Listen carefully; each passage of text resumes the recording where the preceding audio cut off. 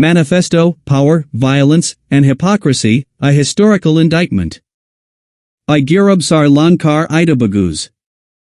There is a truth known only to those in power, that the Catholic Church has, for centuries, fashioned itself into an instrument of God, empowered to commit in His name what God Himself forbade. This instrument, appointed, sanctioned, anointed, may kill, torture, and perpetrate unspeakable atrocities, and yet emerge unscathed. This clause of divine license remains intact even today. Few grasp that this is not a vague myth, but a systematic mechanism, woven through canon law, ecclesiastical policy, and political strategy. The notion that a higher authority can suspend moral law lies at the heart of absolute power. Those designated as instruments of God stand inherently above human law, above ethics, above responsibility. In practice, this means that crimes, no matter how grotesque, do not merely occur, they are celebrated, rewarded, and sanctified. Consider the Crusades of the 11th to 13th centuries. Hundreds of thousands, perhaps millions, perished across the Middle East and Europe, not in isolated skirmishes, but in organized, religiously sanctioned campaigns of violence. Children were tortured, cities plundered, entire communities annihilated. Yet these massacres were framed as service to God, a sacred duty.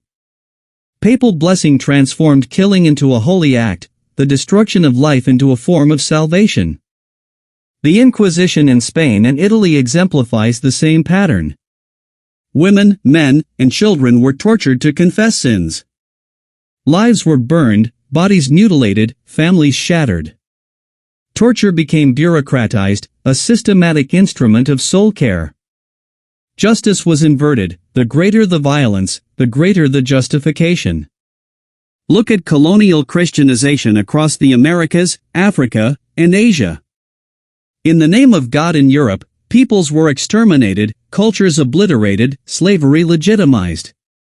Missionaries collaborated with colonial rulers, sometimes actively, sometimes passively, always serving the system. Violence was masked in ritual, dogma, and administration. And yet, the faithful often condoned, or at least tolerated, this violence, rationalizing it as divine will. Here lies the uncomfortable truth: silence is not neutrality. Turning away, relativizing, or choosing not to know implicates the community. Masses are taught to value obedience to God above humanity, and thus collective suffering is sanctioned. Meanwhile, atrocities committed by a fringe group such as the Dutch motorcycle club Satudara are condemned as monstrous, evil, unacceptable. Yet the crimes of Satudara barely reach 1% of what the Church was permitted to do. Here the difference between organized, sanctified violence and informal violence becomes painfully clear. When a small gang acts, it is instantly condemned. When a system enacts brutality ritually, ideologically, over decades or centuries, authority often blesses it. Even Hitler received papal recognition, and yet modern discourse feigns ignorance of this support. The Vatican forged treaties with fascist regimes, legitimized leaders so long as institutional power endured, repeatedly privileging stability over humanity. In retrospect, the pattern is predictable: distance, reinterpretation, silence. Moral responsibility, it seems, evaporates with the passage of time. But history does not forget, it records. And yet, when a small group like the Dutch motorcycle club Satudara acts outside the Church's structure, it is labeled evil, criminal, unacceptable. The scale of their harm is negligible compared to the centuries-long, systematic violence of religious institutions. Not 1%, far from it.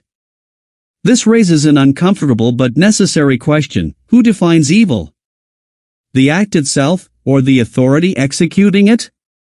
Does violence become morally permissible once blessed, sanctioned, ritualized? And what of the collective conscience, the populace that condones, witnesses, or elevates perpetrators to sacred instruments? Compassion here does not mean excuse but understanding without silence. Understanding how people became enmeshed in morally bankrupt systems, while recognizing that systems persist only as long as humans legitimize them.